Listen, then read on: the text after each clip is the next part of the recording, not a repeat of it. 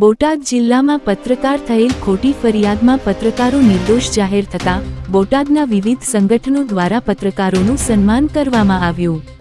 પુષ્પહાર પહેરાવી મોં મીઠા કરાવ્યા.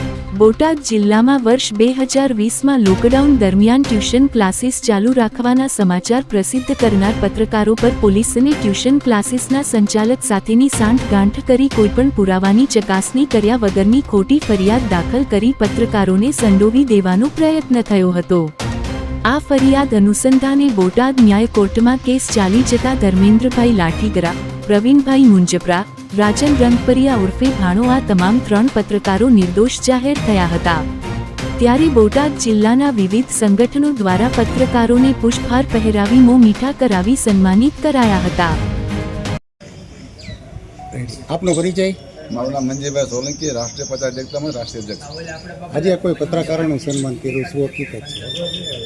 પત્રકારો જે નેશનલ મીડિયા જે રહ્યા એને તો સરકારે ખરીદી લીધા છે, પણ જે સોશિયલ મીડિયાવાળા જનતાની જે અવાજ પાડતા હોય, સતત મેદાનમાં રહેતા હોય, પોતાનો મારી ભાષામાં બોલું પોઈન્ટ પૈસાનો પેટ્રોલ વાપરી અને આમ જનતાની જો સેવા કરતા હોય ને એની મદદ થતા હોય ને એની ઉપર સત્તામાં બેઠેલા સત્તાધીશો અને સરકારના જે ગુલામો જે ખોટી ફરિયાદ કરીને એક સારા એવા પત્રકારોને માટે ખોટી ફરિયાદ દાખલ કરતા હોય એમના માટે સબક છે કે તમે ફરિયાદ ખોટી કરજો, પણ ન્યાયપાલિકાની માલમાં અમુક માણસો બેઠા છે કે સાચાને સાચું અને ખોટાને ખોટું કહેવાવાળા છે.